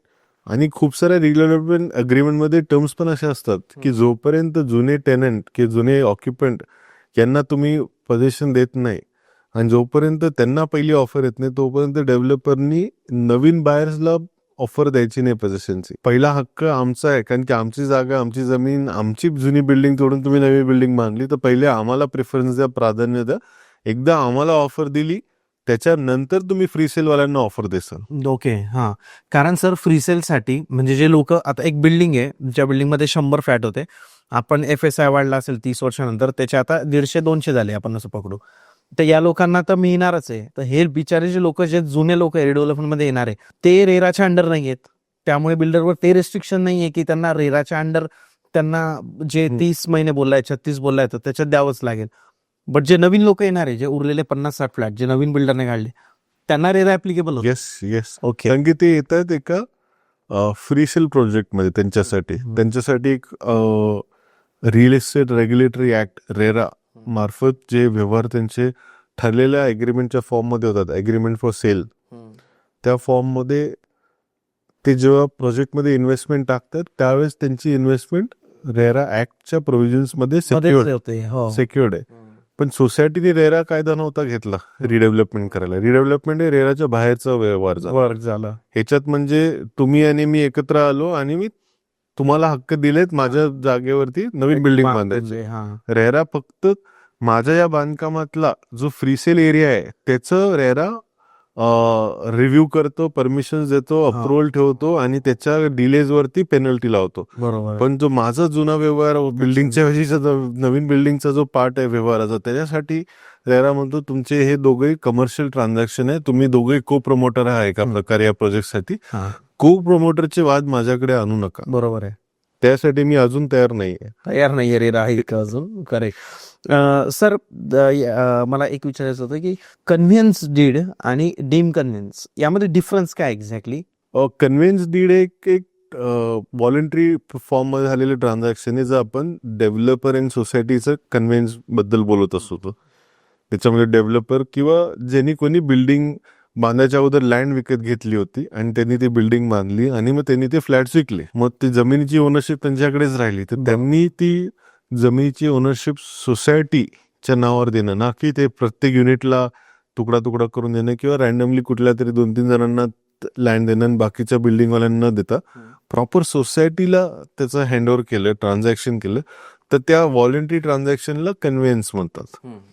पण तेच जर डेव्हलपर किंवा लँड ओनर ते व्हॉलंटरी ट्रान्झॅक्शन करत नसेल तर सोसायटी फॉर्म झाल्याच्या, ओसी मिळाल्याच्या आणि सोसायटी फॉर्म झाल्याच्या टाइम फ्रेम नंतर 6 months 3 months टाइम फ्रेम नंतर सोसायटीला एक हक्क आहे ओनरशिप डिमांड करायचा लँडची. त्यासाठी सोसायटी पहिले पोलाइटली डेव्हलपरला किंवा लँड ओनरला म्हणेल की असा आपला व्यवहार होता मेंबर्सचा, तो झाल्यानंतर सोसायटी अशी फॉर्म झाली, हे रजिस्ट्रेशन नंबर आहे, सोसायटीचं रजिस्टर्ड ऑफिस इथे आहे, सोसायटी फक्त या बिल्डिंगच्या ऑक्युपंटसाठीच फॉर्म झालेली आहे आणि as per Maharashtra cooperative societies act तुमच्यावरती आता ड्युटी आहे की या जमिनीची ओनरशिप सोसायटीच्या नावावर ट्रान्सफर करा, ज्याच्यामुळे सोसायटी त्यांच्या मालकी हक्काच्या प्रॉपर्टी, बिल्डिंग आणि त्याच्या लँडला लागून असलेल्या गोष्टींची रखरखाव, देखराख सगळं ते चालू करायला पाहिजे. आणि आम्हाला अशी कुठलीच गोष्ट नाही पाहिजे की बिल्डिंग तर आमची आहे पण जमीन तुमची आहे आणि तुम्ही जमिनीला घेऊन भलतेच व्यवहार केले आणि त्याच्या गोष्टी सोसायटीवरती कुठल्या प्रकारे आल्या नाही पाहिजे. याच्यासाठी तुम्ही हे ट्रान्सफर करा. डेव्हलपर ऐकला तर ठीक, डेव्हलपर नाही ऐकला तर तुमच्याकडे प्रोव्हिजन आहे कोऑपरेटिव्ह सोसायटीज ऍक्ट मध्ये, तुम्ही डेप्युटी रजिस्ट्रारकडे जाऊन एक ऍप्लिकेशन करता, त्या ऍप्लिकेशनच्या प्रक्रियेला म्हणतात डीम कन्व्हिन्स ऍप्लिकेशन. बरं, ओके. ऑब्जेक्टिव्ह काय त्या ऍप्लिकेशनचं? कन्व्हिन्स घ्यायचं डेव्हलपर कडून, पण तो डायरेक्ट देत नाही तर तुम्ही डेप्युटी रजिस्ट्रार कडून एक ऑर्डर बजावणार त्यांच्यावरती आणि त्या ऑर्डरच्या कंप्लायन्स मध्ये तो तुम्हाला ते फुलफिल करून देणार. करून मग ती ऑर्डर आली की तुम्ही डेप्युटी रजिस्ट्रारकडे जाता. डेप्युटी रजिस्ट्रारने ती ऑर्डर दिली की तुम्ही रजिस्ट्रेशन ऑफिसमध्ये रेव्हेन्यू ऑथॉरिटीजकडे जाता, ती ऑर्डर दाखवता आणि त्याच्यानुसार तुम्ही तुमच्या डीम कन्व्हेन्स ऑर्डरवरती एक रजिस्ट्रेशन डायरेक्शन आणि ऑर्डर घेता, ज्याच्यामध्ये तुम्हाला XYZ अमाऊंटची स्टॅम्प ड्युटी कम्प्युट केला जाते. ती अमाऊंट तुम्ही भरली की तुमचे ते डॉक्युमेंटेशन टायटल डॉक्युमेंटेशन फॉर्ममध्ये रजिस्टर व्हायला चालू होतं. ते गव्हर्नमेंट करेल मग. हा, त्याच्यात बिल्डरचा काही संबंध नाही. नाही. पण त्या स्टेजला ना खूपदा जर बिल्डरने तुम्हाला डॉक्युमेंट दिले नसतील तर ते थांबतं. डीम कन्व्हेन्स ऑर्डर येईल पण तुमचे प्लॅन नसल्यामुळे पण तुमचं रजिस्ट्रेशन थांबू शकतं. थांबवू तर शकतो. तुम्ही सुरुवातीला जी लिस्ट म्हटली होती ना, ती लिस्ट इथे पण कामाला येते. जर बिल्डरने ते ओसी वगैरे दिलं नाहीये लोकांना तर तर ते कसं काय पॉसिबल होणारच नाही ना. आमच्याकडे सिच्युएशन अशी आहे, एक फार युनिक केस आली आहे, नाव घेता येणार नाही, पण सिनारिओ असा आहे की लँड ओनरनी सोसायटी बांधून दिल्यानंतर त्या लँडला त्याच्या पर्सनल ट्रान्झॅक्शन मध्ये पर्सनल गॅरंटीच्या अंडर मॉर्गेज केलं. ती गॅरंटी डिफॉल्ट झाल्यानंतर ती लँड अटॅच झाली एका केसमध्ये. त्याच लँडला घेऊन लँड ओनरने दुसरे 2 वेगळे वेगळे व्यवहार केले. याच्यामध्ये त्यांनी फ्युचर डेव्हलपमेंट राईट्स पण दिले नवीन डेव्हलपरला, हे सांगत की आता ही सोसायटी रिडेव्हलपमेंटला जाणार आहे, माझ्याकडे डेव्हलपमेंट राईट्स आहे, तू हे घे आणि तू त्यांचा नवीन डेव्हलपर बन. आणि तोच लँड ओनर त्याच डेव्हलपर सोबत लिटिगेशन मध्ये पण आहे टर्मिनेशनच्या, आणि तोच लँड ओनर दुसऱ्या पहिल्या ट्रान्झॅक्शन मध्ये गॅरंटी दिली, तिथं डिफॉल्ट झाल्यानंतर तिथं पण तो लिटिगेशन मध्ये, आणि तिथे त्यांनी लँड ऑफर केली आहे ऍज अ कोलॅटरल म्हणून. आणि त्या लँडवरती आहे हाऊसिंग सोसायटी. हो, ज्यांना या गोष्टीचं काहीच माहित नाही. माहिती झाल्यानंतर त्यांना कळालं की आपण किती फसलोय. बिकट परिस्थितीमध्ये अडकलोय, ज्याच्यामध्ये आम्हाला रिडेव्हलपमेंटला जायची गरज आहे. आमची बिल्डिंग कमकुवत आहे, पण ज्या दिवशी बिल्डिंग पडली त्या दिवशी हे सगळे तुटून पडणार बिल्डिंगवर, त्या जागेवरती. तर चॅलेंजेस अशा पण असतात. म्हणून माझं आव्हान आहे सोसायटीजला की जर तुम्ही अशा कुठल्या सिच्युएशनमध्ये आहात की तुमच्याकडे बिल्डिंग तर आहे, इन्फॉर्मेशन तर आहे, पण लँडच्या ओनरशिपचे जे डॉक्युमेंट सोसायटीच्या नावावर झालेले नसतील तर सगळं काही सोडा, बाकीचे सगळे उपक्रम सोडा. ॲज अ सोसायटी पहिलं काम हातात घ्या, कन्व्हेन्स घ्यायचं. आणि लाजू नका, घाबरू नका, लॉ तुमच्यासाठीच आहे. डीम कन्व्हेन्सचा ऍप्लिकेशन पर फार साधी सोपी पद्धत आहे. त्यासाठी तुम्ही एक चांगला एक्सपिरियन्स असलेला वकील घ्या आणि प्लीज विना कुठल्याही हलगर्जीपणा करता तत्परतेने याच्यात घुसा, कारण की तुम्हाला ओनरशिप असणं फार गरजेचं आहे. सर, मग कन्व्हेन्स डीड जर दिले बिल्डरने तर मग डीम कन्व्हेन्स घ्यायची बिलकुल गरज नाही. ते तुमचं काम झालंय ऑलरेडी, काम झालेलं आहे. बरोबर आहे. खूप इम्पॉर्टंट मुद्दा होता सर. सर, मग आता तो जो इन्सिडेंट तुम्ही सांगितला की इतके सगळे कॉन्फ्लिक्ट झाले, मग तिथं तुम्ही कशी मदत कराल? अशा परिस्थितीमध्ये आम्हाला सोसायटीला स्ट्रॉंगली रेकमेंड करावं लागतं की तुम्हाला प्रत्येक टाईपच्या लिटिगेशनमध्ये एंटर करावं लागेल. जे लिटिगेशन डेव्हलपर सध्या करतो आहे वेगवेगळ्या पार्टीजच्या अगेन्स्ट, मग बँक असू द्या जेव्हा गॅरंटीला घेऊन असेल, किंवा जे दुसरे क्लेमंट किंवा जे नवीन डेव्हलपर त्यांनी आणायला बघितले होते ते डेव्हलपर असू द्या. आणि प्रत्येक लिटिगेशनमध्ये तुमचा ऑब्जेक्टिव्ह एकच राहील की डेव्हलपर जो जुना लँड ओनर होता त्यांनी हे सगळे राईट्स क्रिएट करायच्या अगोदर सोसायटीची एनओसी घेतली नाही.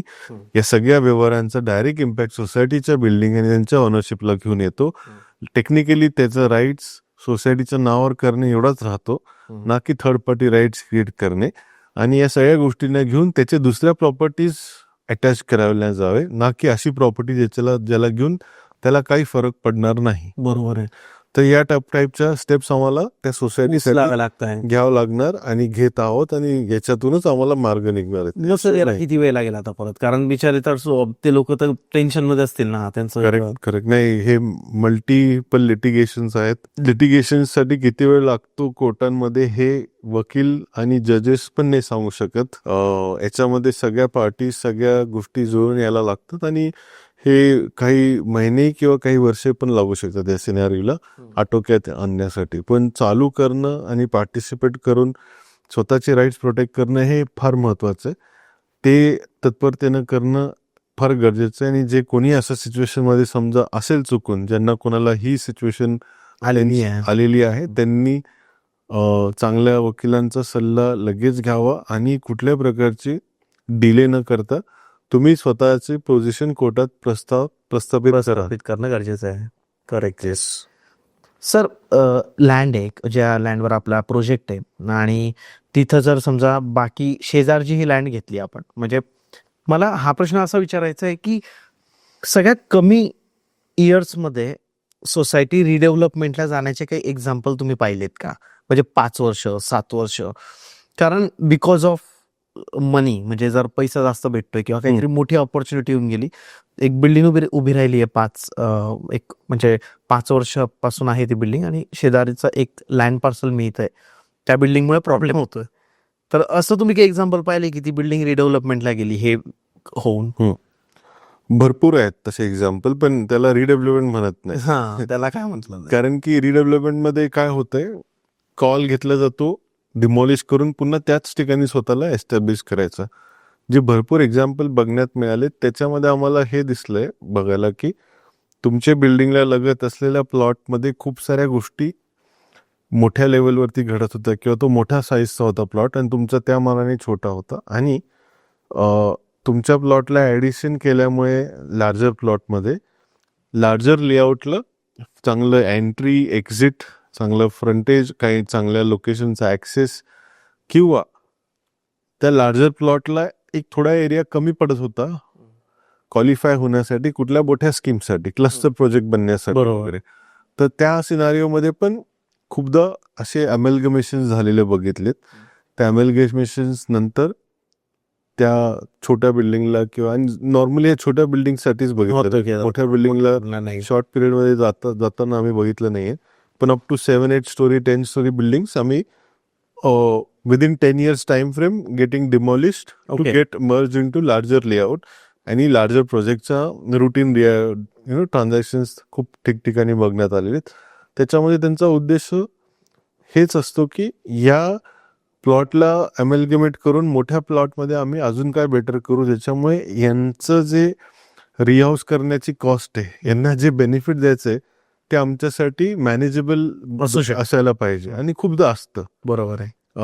10 वर्षाच्या व्हॅल्यूला आजच्या डेटमध्ये बघायला गेलं तर तुम्हाला खूप फरक दिसू शकतो आणि सोसायटी मेंबर्स पण माइंडफुली राहतात. आज मला स्वतःचे इंडिव्हिज्युअल स्टँड अलोन 10 बिल्डिंग्समध्ये 10 फ्लोअरच्या छोट्या बिल्डिंगमध्ये राहायचं का मला एक लार्जर मोठ्या कम्युनिटीमध्ये जायचं जिथे मला वेगवेगळ्या प्रकारच्या सुविधा, वेगवेगळ्या प्रकारच्या ॲम्युनिटीज, लाईफस्टाईल वेगळी चेंज होऊ शकते. पण याच्यात एक कंडिशन अशी येते चेतन की जी सोसायटी आहे जी स्वतःला 10 वर्षाच्या पिरियडमध्येच डिमॉलिश करायची परमिशन द्यायला बघते, त्यांचं इंटरनल 100% कन्सेंट पाहिजे. 100% जर ते बिल्डिंग कमकुवत नाहीये, जर त्याला काही एक्सटर्नल स्ट्रक्चर थ्रेट नाहीयेत, तर त्या बिल्डिंगनी स्वतःला डिमॉलिश करून ही सगळी तसदी घ्यायची का त्रास घ्यायचा हे सगळे करण्यासाठी ते कन्व्हिन्स व्हायला पाहिजे. त्याच्यासाठी 100% पाहिजे. तरच हे सगळ्या गोष्टी होतात. तिथं 51% कन्सेंट नाही चालणार. माझा पुढचा प्रश्न तोच होता की जर याच्यामध्ये सोसायटीला असं वाटतंय की 15-20 वर्ष झाल्यानंतर ऍक्च्युअली इतकं काही प्रॉब्लेम नाही सोसायटीमध्ये किंवा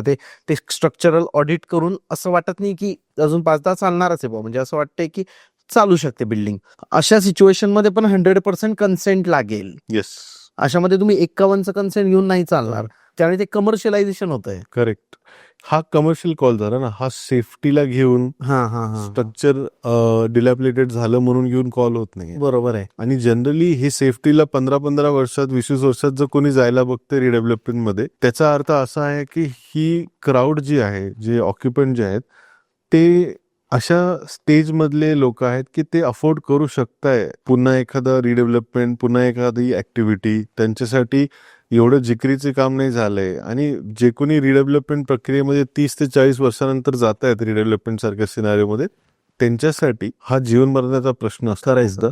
त्यांच्यासाठी हा एक डेस्परेट सिनारिओ असतो आणि त्यांना हे डिसिजन घेणं हे गरजेचं असतं. त्याच्यासाठी त्यांच्याकडे ऑप्शन नसतात. बरोबर. पण हे जे 15-20 वर्षानंतर करायला बघतात ते एक्सप्लोर करतात. तुम्ही असं म्हटले they are trying to make some economical gains out of it, financial gains. आणि त्याच्यासाठी मग गव्हर्नमेंट स्कीम्स नाही लागू होणार. आणि गव्हर्नमेंटचा कल या गोष्टीकडे की जे जुने स्ट्रक्चर्स आहेत त्याला चांगलं ऑप्टिमाइज केल्यानंतर लोकॅलिटी एरियामध्ये चांगलं अपग्रेडेशन होईल, होईल. सेफ्टी येईल, बरोबर. आणि जास्त व्यवस्थित प्रकारे प्लॅन्ड इन्फ्रास्ट्रक्चर येईल. करेक्ट.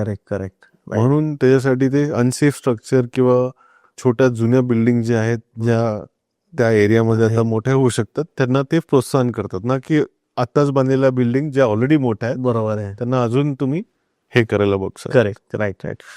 सर, याच्यामध्ये फायनान्शियल गेन्स हा एक पार्ट येतो आणि आपल्या बुकमध्ये एक आपण चॅप्टर पण असं ठेवलंय सर की financial planning and management for societies. तर यामध्ये काय आपण लोकांना बेनिफिट्स देतोय या चॅप्टर मधून? तुम्ही काय सांगितले लोकांना, एक ओव्हरऑल थोडं जर सांगायचं झालं तर? प्रश्न असा होता मला खूपदा विचारण्यात आलेला की स्ट्रक्चर जुनं आहे हे तर मान्य आहे, पण आम्ही जेव्हा रिडेव्हलपमेंट या प्रक्रियेमध्ये बसू तर आमच्यासाठी फायनान्शियल बेनिफिटसाठी आम्ही काय एक्सपेक्ट करायला पाहिजे आणि त्याचं प्रोटेक्शन जे काही बेनिफिट येते ते आम्ही शेवटपर्यंत कसं मेंटेन करत राहायला पाहिजे, त्याच्यानुसार कुठल्या कमिटीनी, कुठल्या इंडिव्हिज्युअल्सनी, कुठल्या ट्रेजरर्सनी, कुठल्या सेक्रेटरीनी त्याला त्यांनी मिसयूज न करता शेवटपर्यंत कसं रिटेन करायचं, याच्यावरती खूप सारे क्वेश्चन्स येतात. बरोबर. सुरुवातीपासून सांगायचं म्हटलं तर सोसायटीकडे एक चांगला चार्टर्ड अकाउंटंट पाहिजे, ज्याला real estate finance related understanding असायला पाहिजे, नॉलेज असायला पाहिजे, आणि जे काही तुम्ही प्रॉपर इंडस्ट्री स्टँडर्डनुसार निगोशिएट केलेले कॉर्पस फंड, रेंटल कॉम्पन्सेशन, आणि जर तुमचा प्रोजेक्ट डिले झाला तर तुम्हाला डिले कॉम्पन्सेशन काय मिळेल, त्या गोष्टींना तुम्हाला ते मार्केट प्रॅक्टिस, मार्केट स्टँडर्ड रेट्सनी रिलेट करणारे प्रोव्हिजन्स तुम्ही निगोशिएट करून घेतलेले पाहिजे. आणि जेव्हा कधी तुम्ही हा पूर्ण प्रोजेक्ट चालू करू देताय एका डेव्हलपरला, त्यावेळेस टाइम टू टाइम जे पैसे येतात ते व्यवस्थितपणे एक तर मेंबर्सपर्यंत पोचायला पाहिजेत, अग्रीड पोर्शन्समध्ये, अग्रीड टाइम फ्रेम्समध्ये, अग्रीड अमाऊंट्समध्ये. आणि जेव्हा कधी ते सोसायटी थ्रू फ्लोट होत आहेत किंवा जेव्हा कधी ते डेव्हलपर्स होल्ड करतो आणि म्हणतो की मी अमुक स्टेज नंतर तुम्हाला रिलीज करणार आहे, त्या प्रत्येक वेळेस तुमच्याकडे एक व्हॅलिडेशन सिस्टीम पाहिजे जे तुमचा चार्टर्ड अकाउंटंट तुमच्यासाठी करून देईल की हे जे व्यवहार होत आहेत ते बरोबर आहेत, या महिन्याला या टप्प्याला जे पैसे आले ते अप्रोप्रिएट आलेत का, शॉर्टफॉल आहे तो कितीचा आहे, आणि ते एक्सप्लेनेशन दिले तर ते बरोबर आहे की नाही आहे, आणि या सगळ्याला घेऊन जे काही योग्य TDS GST वगैरे द्यायचे बनतात ते सगळे याच्यात देण्यात आलेत की नाही, ते सगळ्याचा रिव्ह्यू तुम्हाला तो यायला पाहिजे. डेव्हलपर यायच्या अगोदर सोसायटीकडे पण स्वतःचा फंड पाहिजे, ज्याच्यामध्ये सोसायटी रिडेव्हलपमेंट प्रक्रिया चालू करायला PMC, लॉयर आणि हे CA अपॉइंट करू शकतील. आणि या सगळ्या गोष्टीसाठीचा पण जो कलेक्शन होतो फंडचा किंवा सोसायटी त्यांच्या स्वतःच्या कलेक्टेड अमाऊंट मधून जे डिप्लॉय करतं त्याचं पण मॅपिंग चांगलं व्हायला पाहिजे, त्याला पण घेऊन प्रॉपर रिपोर्ट बनायला पाहिजे. त्याच्यासाठी पण CAनी सुरुवातीपासून झालेला खर्च याच्यावरती प्रॉपर डेटा मेंटेन करायला पाहिजे, सो दॅट कुठल्याही सोसायटी मेंबरला कधीही कुठल्या व्यवहाराबद्दल माहिती पाहिजे असेल तर त्यांच्याकडे त्याच्यासाठी योग्य ती एक्सप्लेनेटरी शीट किंवा एक्सप्लेनेशन देणारा अकाउंट्स पण पाहिजे. कारण की CA हा अशा गोष्टींबद्दल तुम्हाला माहिती देतो ज्या गोष्टीतून खूपदा लोकांच्या विश्वासाला तडा जातो, आणि फायनान्स ही खूप महत्वाची गोष्ट आहे. जर तुम्हाला फायनान्स व्यवस्थित समजता आला तुम्ही ट्रान्सपरंट आहात, आणि जर तुम्हाला फायनान्स जेन्युइन कारणाने पण समजता नाही आला तर तुम्ही डाऊट क्रिएट करण्यासाठी जाणार असाल. त्याच्यामुळे CAच्या प्रेझेन्समध्ये ज्यांना रिअल इस्टेट बद्दल इन्फॉर्मेशन आहे त्यांच्या थ्रू तुम्ही सोसायटीच्या वतीने किंवा सोसायटीकडे येणाऱ्या गोष्टीला ट्रॅक करू शकता. तोच सेम CA तुम्ही डेव्हलपरचे जे कमर्शियल ट्रान्झॅक्शन्स होत आहेत बाहेर किंवा जे फ्रीसेल मधलं विकतात त्याला पण तो CA त्याच्या पण क्वार्टरली रिपोर्ट जर रेराला अपडेट होत आहेत आणि त्याच्यानुसार तो जे काही रेराच्या एस्क्रो अकाउंट मधून विड्रॉल घेतो त्या सगळ्या गोष्टी पण तो CA मॉनिटर करू शकतो, मॅप करू शकतो. बरोबर आहे. खूपदा असं होतं, आता काही स्टेट्समध्ये बघायचं झालं तर जे मॅन्डेटरी एस्क्रो अकाउंट क्रिएशन आहे त्याच्यामध्ये जरुरी आहे की 70% ऑफ कॉस्ट त्याच्यात मेंटेन करायला पाहिजे, पण ती विड्रॉल करताना आणि ती जमा करताना ती कॉस्ट बायर कडूनच त्याच्यात जमा होते का, आणि ती विड्रॉ केल्यानंतर ती ऍक्च्युली त्या प्रोजेक्टसाठीच युटिलाइज होते का, याचं रिव्ह्यू मेकॅनिझम फार कमी आहे. ओके. महाराष्ट्र स्टेट अग्रेसिव्ह आहे आणि अग्रेसर आहे या सगळ्या गोष्टींमध्ये, त्याच्यामुळे आपल्याकडे चांगलं मेकॅनिझम आहे, पण तरी आपल्याकडे एक CA असला पाहिजे जो आपल्याला याच्यावरती पण अपडेट देईल की बाबा कसा चालू आहे रेरा मार्केटमध्ये आपल्या बिल्डिंगचा प्रोजेक्ट, ज्याच्यानुसार डेव्हलपरकडे ऍक्च्युली फंड्स आहेत की नाही, आहेत तर तो व्यवस्थित यूज करतोय की नाही. एक्झॅक्टली. तो फायनान्ससाठी आपल्याला सोसायटीनी बिफोर रिडेव्हलपमेंट, सोसायटीनी after developer getting finalise and starting to receive funds, आणि सोसायटीनी डेव्हलपरनी स्कीम मार्केटमध्ये फ्लोट केल्यानंतर काय होतंय याचं प्रॉपर इन्फॉर्मेशन स्वतःजवळ ठेवलं पाहिजे, मेंटेन केलं पाहिजे. आणि मला वाटतं कुठेतरी जाऊन पुढे सोसायटीला ना आजच्या या सगळ्या ट्रेडिशनल पद्धतीपेक्षा काहीतरी ॲडव्हान्स काहीतरी गोष्ट हा सोसायटीच्या हातात असायला पाहिजे. याच्यामुळे सोसायटीला लाईव्ह दिसलं पाहिजे काय होतंय ते. ते पाहिजे सर, तो ट्रॅकिंग तसं हवं. खूप रुटीन म्हणजे आज आपल्याकडे झेप्टो, ब्लिंकिट, AI, ChatGPT, नाही लिंक्डइन, युट्यूब, इंस्टाग्राम एवढं ॲडव्हान्स आहे. पण तुम्ही जर सोसायटीला विचारलं रिडेव्हलपमेंटची माहिती कशी येते, सोसायटीच्या ऑफिसमध्ये जावं लागतं, व्हॉट्सअप ग्रुपमध्ये भेटतात, सगळं स्कॅटर्ड आहे. काही तर माहिती भेटतच नाही, ॲग्रीमेंटची कॉपी भेटत नाही. म्हणजे एवढं ट्रेडिशनल अप्रोच आहे, एवढा जुन्या प्रकारे ही प्रोसेस हाताळल्या जाते. वर्सेस तेच सेम सोसायटी मेंबर अमेझॉनवरतून काय मागवतात, त्यांना सगळं कळतं, ट्रॅकिंग काय आहे, काय घरी. तुम्हाला साधं छोटं पार्सल कुठून कुठे येते ते कळतं, पण तुमच्या आयुष्यातल्या सगळ्यात महत्वाच्या गोष्टीचा प्रोग्रेस कुठे ते कळत नाही. Exactly sir. त्याच्यासाठी एक critical review, monitoring, tracking mechanism यायला पाहिजे. मला बोलावं वाटलं याच्याबद्दल, कारण की हे जर आलं ना तर खूप कन्फ्युजन दूर होईल. माझं नेहमीचं म्हणणं असतं, जोपर्यंत गोष्ट वर्बल राहते ना कम्युनिकेशन, तोपर्यंत ते केओस क्रिएट करण्याकडे घेऊन जाते. ज्या दिवशी ती तुम्हाला ऑटोमॅटिक क्वेश्चन मीडियम मध्ये येते, तुम्ही क्लिक केलं आणि तुम्हाला कळालं डिलिव्हरी बॉय कुठे, तुमचा स्विगी डिलिव्हरीचा, शांत होता की नाही. पण जर तुम्हाला फोन करून विचारत राहावं लागलं आणि तुम्ही त्याला विचारलं रेस्टॉरंटवाल्याला कुठे, त्यांनी किती सांगितलं कन्व्हिन्सिंग होत की निघून खूप वेळ झालाय, आपलं मन काय म्हणतं, काही नाही दिसत. एक्झॅक्टली सर, चांगलं सजेशन तुम्ही दिलंय. बट यासाठी बिल्डर लोकांनी तितकं प्रोएक्टिव्हली या गोष्टीकडे लक्ष द्यायला गरजेचं आहे. कारण बायर तर काय करेल सर या गोष्टी, बायर तर नाही मॅनेज कर. कारण इन्फॉर्मेशन टाकायची तर बिल्डरला आहे, किंवा मग गव्हर्नमेंटने याच्यात थोडंसं ऍडव्हान्स टेक्नॉलॉजी आणली पाहिजे, ऍप वगैरे. गव्हर्नमेंट, माझं म्हणणं नेहमी असं असतं, गव्हर्नमेंट आपणच आहे. गव्हर्नमेंट एक प्रकारे आपलेच रिप्रेझेंटेटिव्ह इथं बसतात. आपण सगळ्या गोष्टी गव्हर्नमेंटकडून मागितल्यात ना, तर तुम्हाला माहिती आहे गव्हर्नमेंट काय स्पीडनं देतं, पुढच्या जनरेशनला भेटणार गॅरंटी नाही. बरोबर आहे. पण आयडियली आपण स्वतः काहीतरी तयार करून गव्हर्नमेंट न्यूज देऊ शकतो. That is the thing. आपल्याला हे सोल्युशन प्रोव्हाइड करणं गरजेचं आहे. आणि प्रॉब्ली गव्हर्नमेंटला जर चांगलं वाटलं तर ते nation wide, state wide apply होईल. नाही वाटलं तर आपण आपल्या सोल्युशनला वापरायचं. एक्झॅक्टली. सिम्पल असतं. सर, या सगळ्या लोकांसाठी आपण एक राऊंड टेबल करतो, म्हणजे तुम्ही राऊंड टेबल करतात पुणे आणि मुंबईमध्ये, कारण पॉडकास्ट थ्रू लोकांना एक बेसिक इन्फॉर्मेशन मिळते. हे तर माझ्या मनातले प्रश्न मी तुम्हाला विचारले, बट असे भरपूर प्रश्न आहे की जे लोकांच्या मनात आहे, ऍक्च्युअल प्रॅक्टिकल प्रश्न आहे की जे लोक तिथं फेस करताय. मग त्या लोकांकडे काय ऑप्शन आहे? तर तो राऊंड टेबल जे तुम्ही स्टार्ट केली, एक नवीन संकल्पना, त्याबद्दल थोडं सांगा. सो चेतन, बुक आली, बुक तयार करता आली. बुक नंतर मला असं वाटलं की या बुकला घेऊन डिस्कशन करायला ना मला योग्य इन्फॉर्मेशन रिसिव्हर पाहिजेत. म्हणजे सोसायटी मेंबर्स लागतील, किंवा या बुक सोबत पण वाचता वाचता सोसायटी मेंबर्सला टेक्निकल गोष्टींबद्दल डाऊट येऊ शकतात, फायनान्शियल गोष्टींबद्दल येऊ शकतात.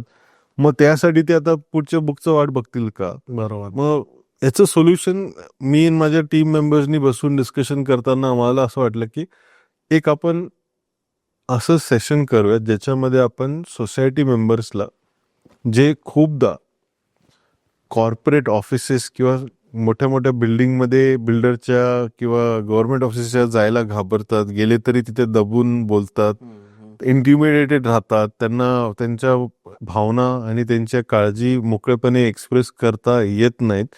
चुकून त्यांना वाटतं की हे बोलताना कोणाचा दुसऱ्याचा अपमान तर होणार नाही ना, अशा गोष्टी जे विचार करतात त्यांना आपल्याला एक सेफ एन्व्हायरमेंट द्यावं लागेल. आणि ते सेफ एन्व्हायरमेंट देताना आपण त्यांना एनकरेज करत घेऊन जायचं की रिडेव्हलपमेंट प्रक्रिया काय आहे, एक रिफ्रेशर द्यायचं बुकनुसार पण, आणि जनरल प्रेझेंटेशन आणि एक इन्फॉर्मेटिव्ह कॉन्व्हर्सेशन. आणि त्याच्यानंतर एक्सपर्ट्स, जसे प्रोजेक्ट मॅनेजमेंट कन्सल्टंट आहेत पुण्यातले, मुंबईतले, चार्टर्ड अकाउंटंट जे रिअल इस्टेटचं काम करतात, दोन्ही पुणे, मुंबई, ठाण्यामधले रिअल इस्टेट कन्सल्टंट तुमच्यासारखे जे रिअल इस्टेटसाठी प्रॉपर कन्सल्टन्सी देतात आणि त्यांच्या क्लायंट्सला प्रॉपर व्यवहार कसा व्हावा याच्याकडे घेऊन जातात. बरोबर. त्यांना आम्ही इन्व्हाइट करतो as a special guest, special expert, subject expert. आणि आमच्याकडे 10 ते 12 सोसायटीचे रिप्रेझेंटेटिव्ह असतात. पर सेशन आम्ही फक्त 15 ते 20 लोकच असतो. ओके. कारण की 20 लोकांच्या वरती जे काही काउंट होणार ना, त्याच्यामध्ये गोंधळ, कॉन्व्हर्सेशन इकडे तिकडे जाते. तर आम्हाला एक फोकस पण रिलॅक्स वातावरणात करायचा इंटेंट असतो. त्याला आम्ही रिडेव्हलपमेंट राऊंड टेबल डिस्कशन म्हणतो. ओके. सो फार आम्ही 6 केलेले आहेत. आतापर्यंत आम्ही 6 सेशन्स केलेले आहेत. 3 मुंबईत, 3 पुण्यामध्ये. आणि संकल्पना अशी आहे की वातावरण असं द्या सोसायटी मेंबर्सला की ते मन मोकळेपणे त्यांच्या मनात आलेले सगळे प्रश्न रिडेव्हलपमेंटला घेऊन बिंदास बोलतील. ओके. तिथं कुठल्या डेव्हलपर नसणारे घाबरवायला, तिथं कुठला वकील नसणारे त्यांना चूप करायला आणि म्हणायला की तुमचं काय नाही हे विचारायचं. आम्ही इनफॅक्ट त्यांना असे सगळे प्रश्नांची लिस्ट दाखवतो की जे जुन्या रिडेव्हलपमेंट राऊंड टेबल डिस्कशनमध्ये सोसायटी मेंबर्सनी पण विचारले होते. बरोबर आहे. आणि त्याच्यावरती पण आम्ही त्यांना एनकरेज करतो की अजून काय असेल ते विचारा. कारण की ते 10-12 मेंबर्स पुन्हा त्यांच्या रिस्पेक्टिव्ह सोसायटीमध्ये जाऊन रिडेव्हलपमेंट बद्दल पॉझिटिव्ह गोष्टी पण सांगू शकतात. आणि त्यांच्या मनातले डाऊट जर क्लिअर झाले असतील मग त्याच्यानुसार ते एक चांगलं इन्फॉर्म डिसिजन घेऊ शकते. आमची बुक पण सर्क्युलेट केल्या जाते त्या सेशनमध्ये. ओके. प्रेझेंटेशन्स पण दिल्या जातात project management consultant, real estate consultant, chartered accountant या सगळ्यांकडून. आणि त्याच्यानुसार सोसायटी मेंबर्सला एका मीटिंगमध्ये लॉ, टेक्निकल, फायनान्शियल, मार्केट या सगळ्याबद्दल त्यांना प्रॉपर नॉलेज मिळतं. नॉलेज दिलं जातं. आणि ते नॉलेज एवढं कामाचं आहे की त्याच्यानुसार त्यांचे जे डिसिजन मेकिंग प्रोसेस आहे ना ती फार स्मूथ जाते. ओके. सर मग या आपल्या राऊंड टेबलला कोण कोण येऊ शकतं? माझं राऊंड टेबल आमच्या फर्मनी जो चालू केलेला रिडेव्हलपमेंट राऊंड टेबल आहे तो ओपन आहे सगळ्यांसाठी तसं म्हणायला गेलं तर. पण आमचं प्रिफरन्स आहे हाऊसिंग सोसायटी मेंबर्स जे रिडेव्हलपमेंट बद्दल इच्छुक आहेत जाणून घेण्यासाठी. माझ्या याच्यात लॉयर्स पण आलेले आहेत, माझ्या याच्यात CS पण आलेले आहेत, काही लॉयर त्यांच्या क्लायंट सोबत पण आलेले आहेत. आणि इंटेन्शन हे की आम्ही एक्सपर्ट नाही आहे, आमच्याकडे एक्सपर्ट्स आहेत. प्रत्येक रिडेव्हलपमेंट प्रोसेस ही चांगली माहिती गोळा केली, जसं सुरुवातीला म्हटलं इन्फॉर्मेशन चांगली असली तर तुम्हाला कॉन्फिडेंटली हँडल करता येतं.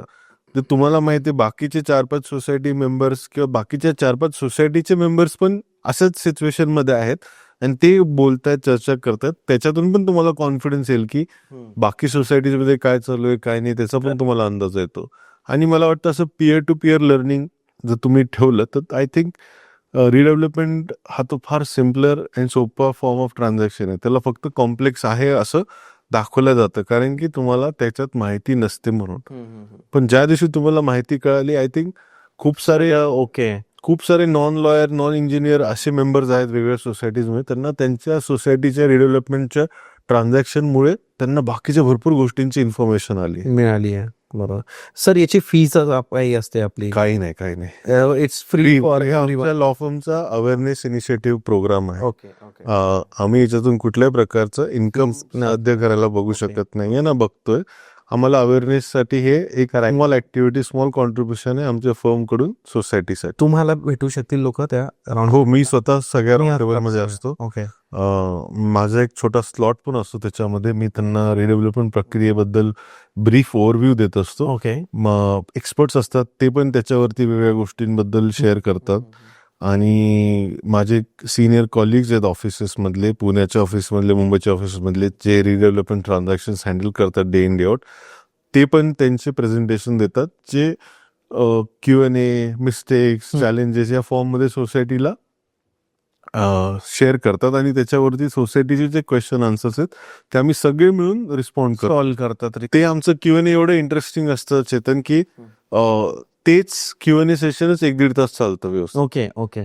आणि त्याच्यामध्ये आम्हाला पण खूप शिकायला मिळतं ॲज अ लॉयर की सोसायटी एक रिडेव्हलपमेंट प्रक्रिया किती वेगवेगळ्या अँगलने विचार करू शकते, बघू शकते, त्यांचे कन्सर्न्स एक्सप्रेस करू शकतात, त्यांचा अनुभव देऊ शकतात आणि कसं एकमेकांना ते कॉन्फिडन्स पण देऊ शकतात त्याच्यामध्ये पुढे जाण्यासाठीच. एक्झॅक्टली. खूप सुंदर इनिशिएटिव्ह सर. म्हणजे ज्याही लोकांना जायचं आहे, मी नंबर दिलेला आहे, they can contact on that number आणि त्यांचं सीट बुक करू शकता. मल्टिपल लोक एक साथ नाही जाऊ शकणार. शेवटी जागेचं लिमिटेशन आहे. आणि आणि सुरुवातीला जसं म्हटलो 15 ते 20 लोकांमध्ये एक चांगली चर्चा होऊ शकते. जास्त लोक झाले तर आम्हाला शिफ्ट करावं लागेल सभागृहामध्ये. सभागृहाच्या फॉर्मॅटमध्ये ती गोष्ट डिस्कशन नाही होणार. आम्ही दर महिन्याला करतो चेतन. दर महिन्यात एक मुंबईत असतं, एक पुण्यात असतं दर महिन्याला. ओके. आणि करत राहू पुढे. आम्हाला Right. खूप चांगला प्रतिसाद आलाय. 6 सेशन मध्ये आतापर्यंत आम्ही जवळपास 100 सोसायटी मेंबर्स कव्हर केलेत आणि खूप साऱ्या क्रिटिकल गोष्टीला आम्ही फ्री आणि फ्रँक याच्यामध्ये बोलू शकलोय. बरोबर आहे. माझ्या फर्मचा फायदा याच्यात हा आहे की माझ्या टीम मेंबर्सला डायरेक्टली सोसायटी मेंबर्सचे कळकळीचे मुद्दे कळत आहेत, पेनफुल पॉइंट समजतात आणि त्याच्यानुसार आम्हाला जास्तीत जास्त अवेअरनेस येतं. आणि सोसायटी मेंबर्ससाठी इन्फॉर्मेशन एका ठिकाणी जाऊन 3 ते 4 टाईपची घेणं हे त्यांच्यासाठी पण एक चांगली संधी आहे. तर बुक जर कुणाला घ्यायची असेल तर ॲमेझॉनची लिंक मी डिस्क्रिप्शनमध्ये दिली आहे, तिथे तुम्हाला ती परचेस करावी लागेल. जर तुम्हाला फ्रीमध्ये बुक्स हवे असतील तर सर एक आपल्या ऑडियन्ससाठी एक इनिशिएटिव्ह करताय की सर एक क्वेश्चन विचारतील, त्याचा ॲन्सर तुम्ही कमेंटमध्ये द्या आणि जे 5 अचूक ॲन्सर असतील, जे 5 बरोबर ॲन्सर्स असतील त्या लोकांना आपण बुक फ्री देणार. तर सर कोणता प्रश्न तुम्ही विचारायचा डिसाईड केलाय? तुमचा जो पहिला प्रश्न होता, असे कुठले डॉक्युमेंट्स सोसायटीजने त्यांच्या डेव्हलपर कडून घ्यायला पाहिजेत ज्याच्यामुळे फ्युचरमध्ये त्यांची रिडेव्हलपमेंट करण्याची प्रक्रिया सोपी आणि सुखकर राहील. ओके. त्याचे उत्तर ज्या मेंबर्सनी सगळे दिले, डिटेल व्यवस्थित द्यायचे कमेंटमध्ये आणि सर स्वतः चेक करतील ते. येस. आणि सरांना जे उत्तर अतिशय व्यवस्थित स्पेसिफिक वाटेल कमेंटमधलं, हे इंस्टाग्रामसाठी पण आहे आणि युट्यूबसाठी पण आहे, आम्ही दोघांमधून 5 काढणार आहे, त्या लोकांना बुक फ्रीमध्ये मिळणार आहे. त्याच्या त्यांना त्यांचे आपण विनर्स अनाऊन्स केल्याच्या नेक्स्ट 3 days मध्ये आपण पर्सनली त्यांच्या ऑफिसला किंवा रेसिडेन्सला डिस्पॅच करणार आहे बुक. सर तुमचं परत मनापासून धन्यवाद की पहिला आपला पॉडकास्ट झाला होता, अतिशय सुंदर तो पॉडकास्ट होता. लोकांच्या खूप कमेंट्स आल्या, आपण ट्राय केला की त्यातले क्वेश्चन्स म्हणजे घ्यायचा, मेन्शन करायचा आणि या पॉडकास्टमध्ये मला असं वाटतं लोकांचे बऱ्यापैकी क्वेश्चन सॉल्व्ह झाले असतील. कमेंटमध्ये तुम्हाला जर काही वाटत असेल की अजून आपण डिटेलमध्ये काही पॉडकास्ट करावा किंवा काही प्रश्न तुमचे राहिले असतील तर आपण तेही सगळे प्रश्न घेऊ पुढच्या पॉडकास्टमध्ये. आणि तुम्हाला जर काही कॉन्टॅक्ट करायचं, काही क्वेरीज असतील तर तुम्ही नंबर दिलेला आहे, बुकसाठी काही ना काही ऑप्शन आपलं असेल तर त्यांना कॉल करून तुम्ही कन्सल्टेशन बघू शकतात. पहिले राऊंड टेबलला येऊ द्या. पहिले राऊंड टेबलला आहे आणि नंतर मग तुम्ही त्याच्यात खूप क्वेरी सॉल्व्ह होतील. क्वेरी सॉल्व्ह होईल. येस सर, तुमचं खरंच मनापासून धन्यवाद. थँक्यू चेतन. थँक्यू.